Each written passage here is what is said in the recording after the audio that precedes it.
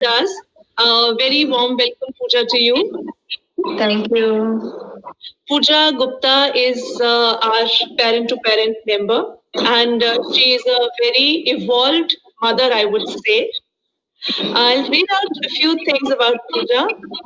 Pooja goes by one quote by Vladimir Lenin. He says, "There are decades where nothing happens, and there are weeks where decades happen." That's very beautiful. And Pooja says this is exactly how the pandemic lockdown has worked for her and her kids. As a full Yeah, time true. mom, she's a full time mom, a dietitian, a special educator, an EQ coach, and interventionist with two ebullient boys. Channelizing their energy has always prodded her to push the boundaries. That's what Pooja says. Pooja, thank you Yes. so much for posting the post about Gita and how the lessons of Gita are giving a lot of strength in the grooming part of your kids, right?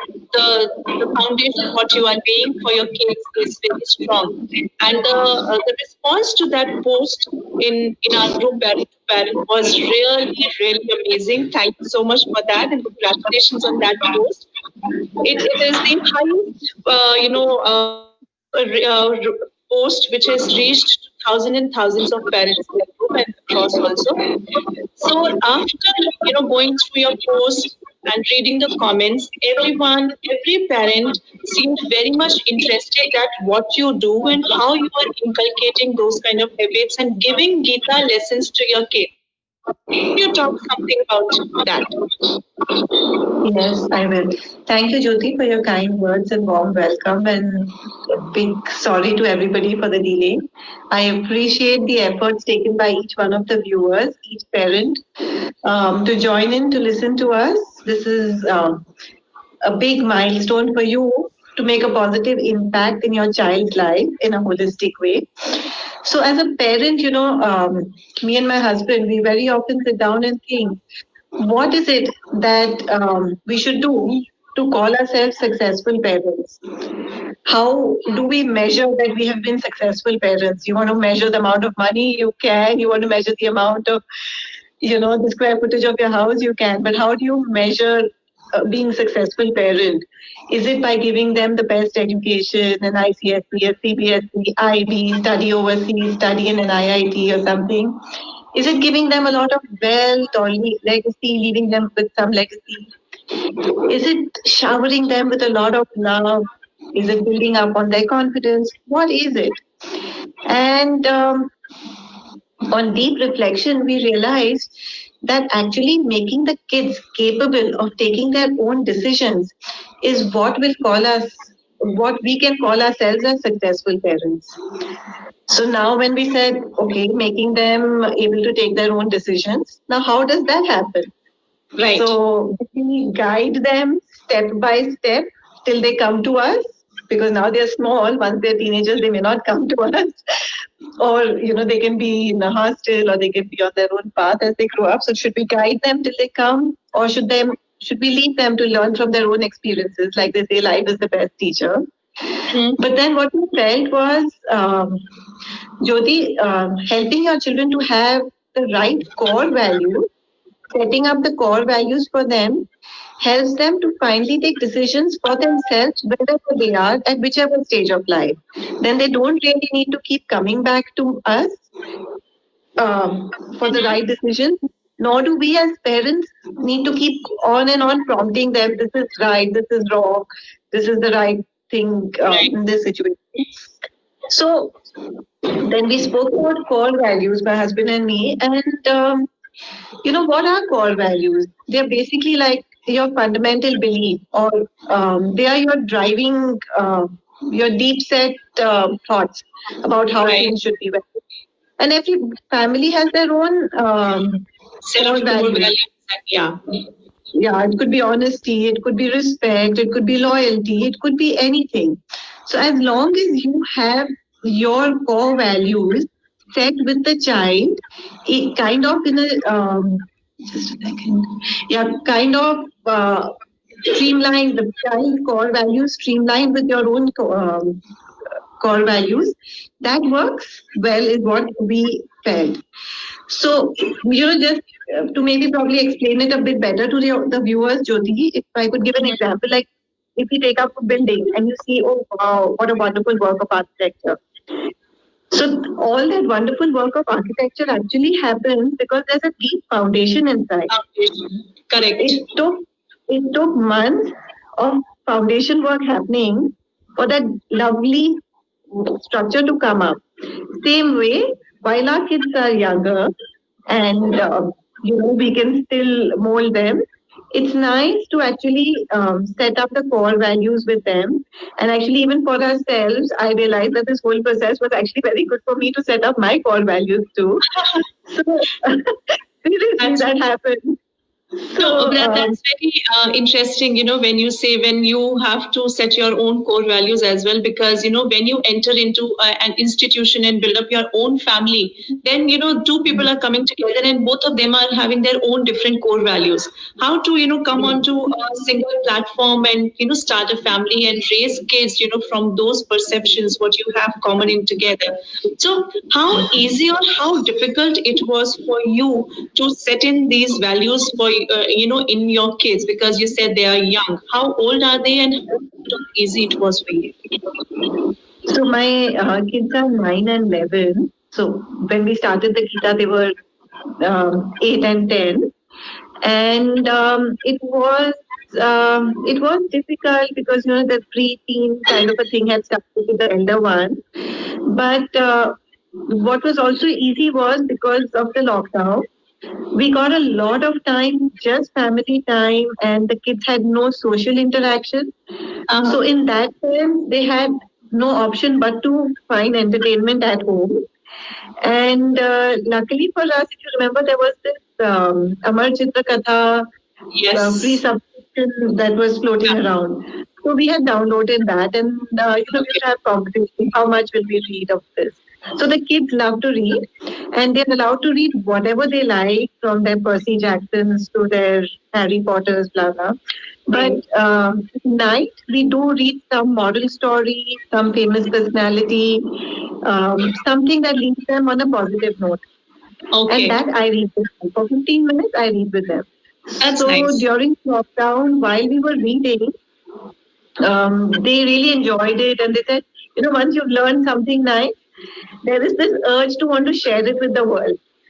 So they were like, we will share this with everybody, so let's do a YouTube.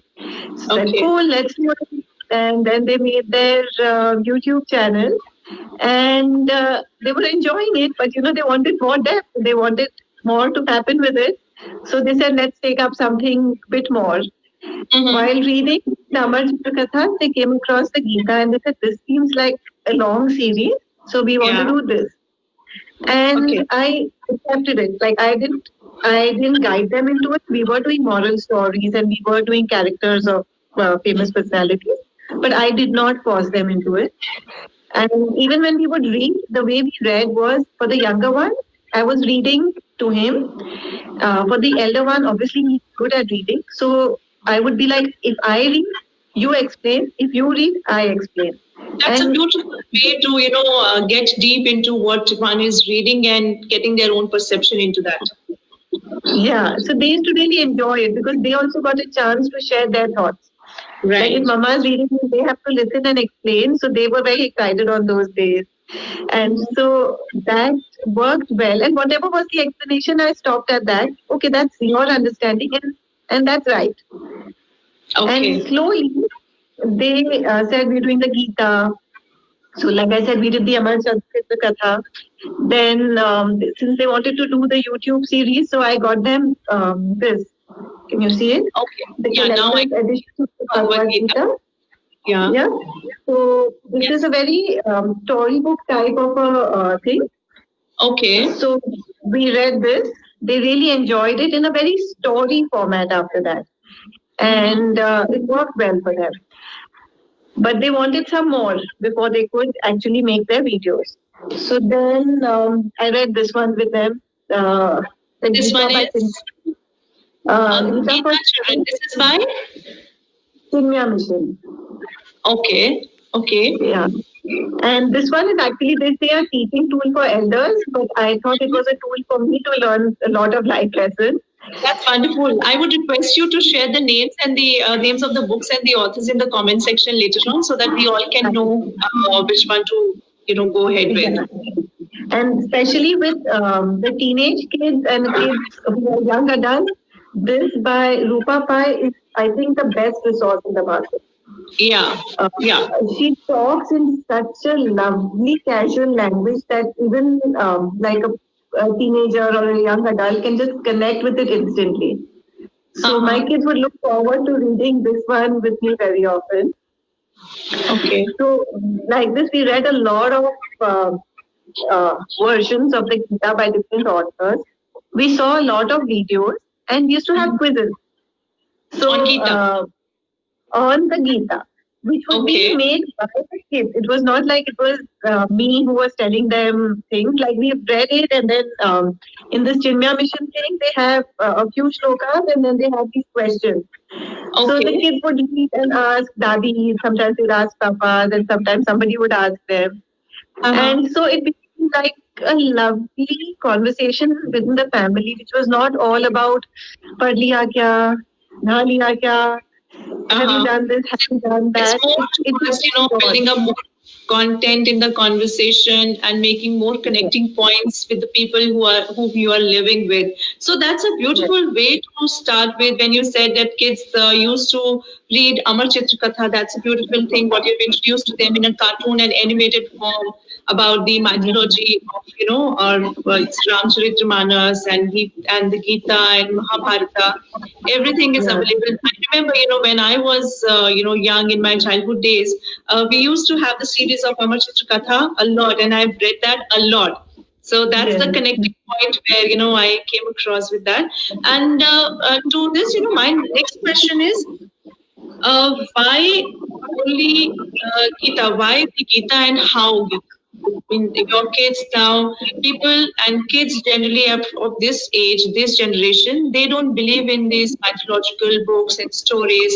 So they find very less value. There are, the percentages which believe in that, and there are people who don't believe in that. So how do you think it has, given an impact in their grooming? How easy it is for you? So, what? Why the Gita? If that's the question, that was their choice. Totally, it was their choice. And sorry, what was your question? I got lost. Sorry. My question was like, you answered by it was their own choice. They wanted to go through that, mythological book, the holy book. Who introduced Gita to them, and what was their first instinct towards that? So, introduction to Gita just now happened on their own, because we used to select the books as these are the books that I want to read by myself, and these are the books that I want to read for bedtime. And so Gita was something, because it was a long series. They said, Mama, you read this for us. We'll read it together. And like things like the Gautam Buddha and all of those, they read by themselves.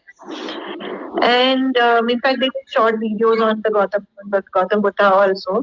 But they didn't find something that was continuing, that they had a series of things happening, that every day we have the same discussion. Whereas with the Gita, because the text itself is so deep and it talks about so many personalities, so many conflicts, so many dilemmas, that it was a lot of connecting points to talk amongst the family. And even when they would connect with the larger family, they had things to ask. Acha, Dadaji, ye kyun aisa hota? They call up, cousin Dadaji and ask. They call up their Nana and ask, Nana, aisa kyun likha hai us page pe? So it was like a connecting point for them with so many people. Because, if they felt Mama is not answering, Mama is busy, and they would just call up anybody and talk. So that actually helped with their public speaking and their confidence with a lot of people. No, that's wonderful. That's that was my next question. What changes have you seen in your kids? After this entire learning and understanding of Gita in both your kids.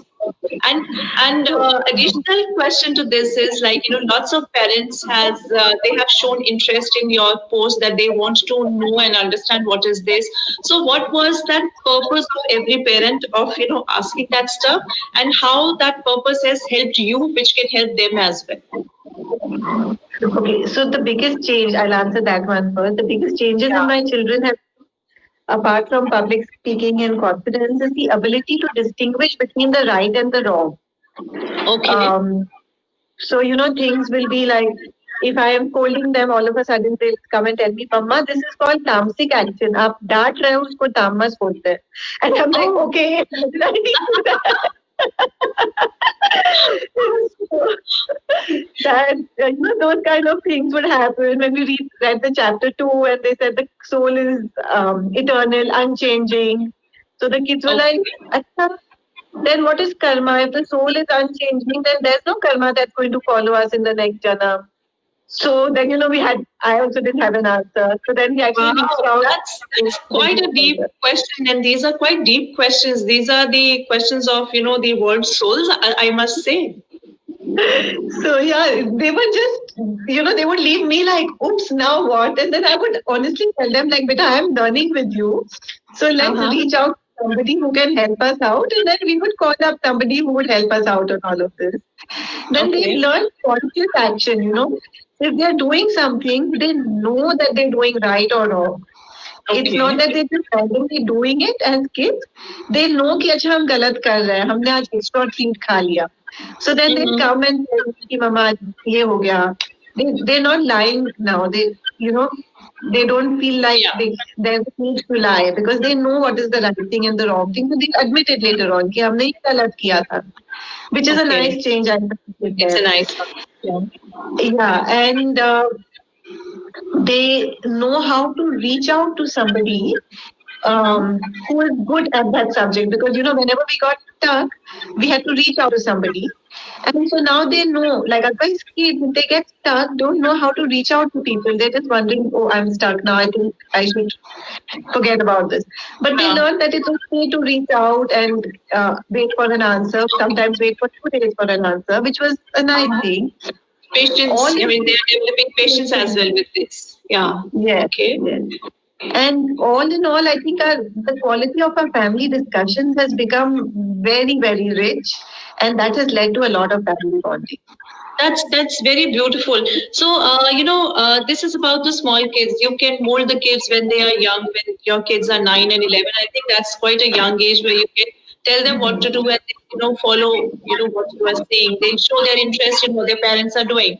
But what parents do if they have teenagers, because teenage is the time where kids at times become rebellious. They think that they get to a point where they feel that they know the best for themselves, and at times they disregard their parents. They don't value the value system of their family and all. So there are such kind of issues as well. So how do you get to correct these issues by the values of the Gita, the lessons given in that? How would you, guide the parents who ask these queries on your comment, on your post? So, the way probably Jyoti, you and I did as kids, we used to watch the Mahabharata and the Ramayana every Sunday. So we learned by seeing. We learned a lot just by watching. Friends, Suits and all. They don't want to watch Ramayana and the Mahabharata. Yeah. How would you teach them then? What is So that's exactly. So we learned by seeing our parents and the screen. But now these kids have that disadvantage that their screen is not showing Ramayana Mahabharata. So they're only learning by seeing us parents. So as parents, now it is doubly important for us to actually show by action and not by words. For teenage kids and younger adults, we actually need to show by action, by actually living that life. That if honesty is a core value that we want for the family, I as a parent will live by honesty. My child knows that mom's always going to be honest.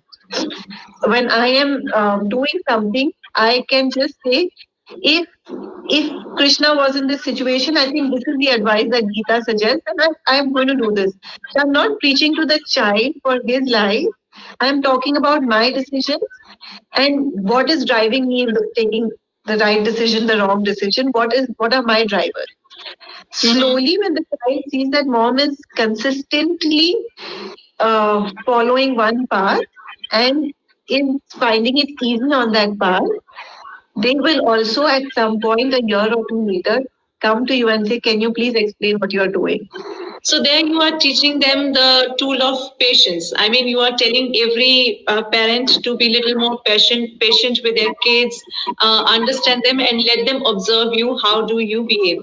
But my thing is, the teenagers, the youth, they are very, quick with their energies. They want everything very fast because it's the time of taking action fast deliveries, quick deliveries, and all that stuff. So their attention span is also very less, right? So parents, they do feel disconnected with their kids when there is a rift between, parents are not understanding their kids and kids are not understanding what their parents is telling them to do.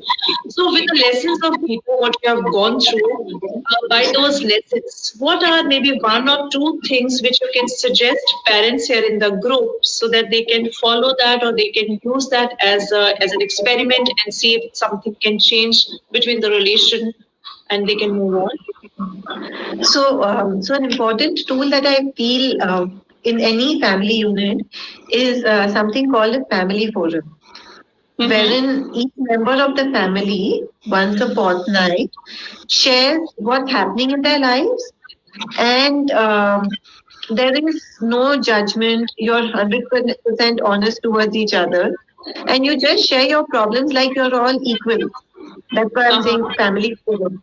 So you share your issues, whatever's happening in your life as equals, and the opinion is given and treated as equal and respected, whether it is the eldest or the youngest. It's equal. Once this happens, the kids realize that their voice is heard. And once suppose I am thinking, I'm having a lot of stress at work and there are a lot of tensions and I don't know how to deal with this. And if my child tells me, why don't you try, a different approach and do something, and if I accept the child's opinion, he knows that mama has accepted it. The next time when he comes up with a problem and I give a solution, this is what I would do. It's up to you. The child probably wants to take the opinion then. But you can't you can't force them.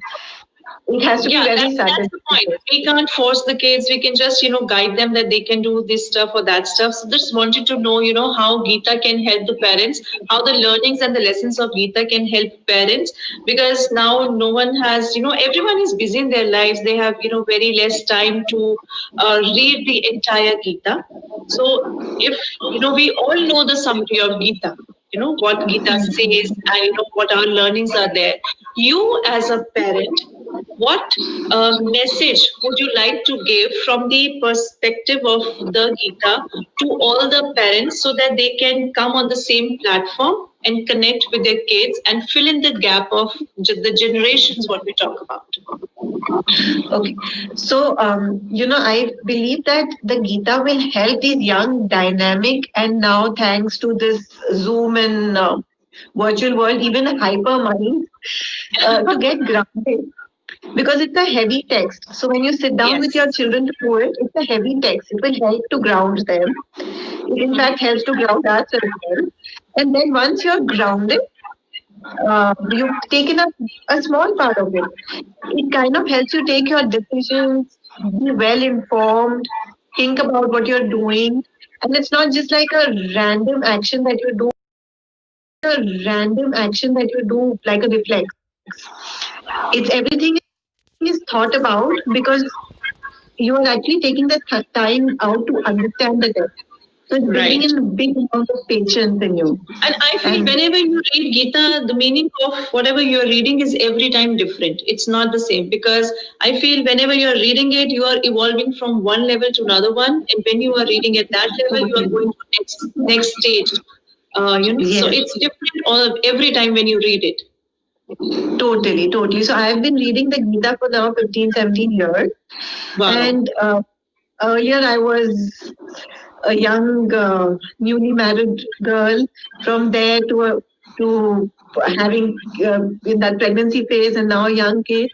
And the Yeah. Gita has meant different things to me at every time. And every time I have a problem, I go back to the Gita and I find a solution to the problem which probably I wouldn't find elsewhere. I mean, That's it is, beautiful. you have to experience it. And that's the reason that I actually got the kids to do the YouTube. Because, for them, that's a ready reference. That anytime they Wow. have a problem, they know they can go back to their YouTube videos, just hear it out. In fact, if you've heard any of their videos, at the Yeah. end, there's just like 30 seconds of a summary of that chapter. So the Wow. way I've told you, just go to the 30-second summary, you will find your answer. And yeah, that's the way I feel. If you can have a guidebook with you always, then Gita is the best guidebook. And That's really beautiful when you said that whenever you are stuck with any of your problems related to kids or otherwise as well, just reference book is the Gita. Go there, find out your answers, and come back and address that question or query, whatever it is. That's very beautiful for sharing. And on that note, I would request the listeners here and the viewers, if you have any questions related to this, you can please post the questions. We can take them up, and hopefully Pooja can answer those questions for you. Yes, Pooja, Sure. over to you. You were saying something. No. It's been nice talking to you about this. I hope we've added some value, some inspiration to all the parents to get on Yeah, to. so we have a lot of viewers here who really feel that the entire conversation is interesting and they find some value into this, the content, what they can use. Maybe they can go back and, pick up the Gita and, get something out of it and start inculcating the values and the lessons from them, the Gita into their relations, and can have a kind of a different relationship altogether. So that's very interesting. And if anyone has any questions, please put it in the chat, and Pooja or I can go back to the chat and answer your questions. And yes, Gita, I think this is it. Anything else which you would like to add here apart from what you are doing? Because, building up the habit of reading, in the kids and reading with them are two different things. Just letting, telling a child to read is different. And when a parent sits with a child and read, gives them a different kind of, feel. So Yeah. what can you add here so that parents can, take them into their relationship and start building up better bonds with their kids? So I had read this lovely quote by Strickman Gilliam, which says, I'm just going to read it out for you. You may Yeah. have tangible wealth untold, caskets of jewel and coffers of gold. Richer than I, you can never be, because I have a mother who reads too. Wow, that's beautiful. It's written something, on the top of your house somewhere on the wall. Yes, I have it on my thing here. Wow, Just that's reading it. amazing. It's just reminder for me that I must read out to my kids. That's really cool. Thank you so much, Pooja, for your time, for your wisdom, and for sharing how the book Gita can add a value into a child's life and into the relationship of parent and child. So thank you so much for that. And there is something. There is something which is coming up. References of individual work over a period of 6 to 7 days as open mind definitely helps to bring the kids to be open with family, friends, and thus learn to read your own mind. Thank you so much. Thank you so much, everyone, for joining with us in this live chat today. Thank you for your comments as well. Everyone is saying it's awesome, super, commendable, correct, beautiful. Thank you so much for that, Pooja. And thank you each and everyone again. Please do post in your queries if you have any. And Pooja, if you like to mention your YouTube channel name, which was created by your kids with your help. Yeah, so my kids have this YouTube channel called We and We All Rounders. V for Vedansh and V for Vyom, that's what their names are. So VNV All-Rounders is what their Gita channel is what their YouTube channel is called. So you can always view their stuff on that. Or even if you just Google the Gita as we understand it, not the Gita as it is, but the Gita as we understand it, you will come across their thing. And in very simple words, the kids have explained it because they used to make the summary of what they've understood. So it is easy for everybody, young or old, to connect to it. And I'm sure everybody will have some takeaway when they hear it week after week, every chapter. It'll be nice. Wonderful. And there is one query. They are saying, please give us name of Gita for tens and small kids. So the book, I think, which you have shown, can you tell the name and the author?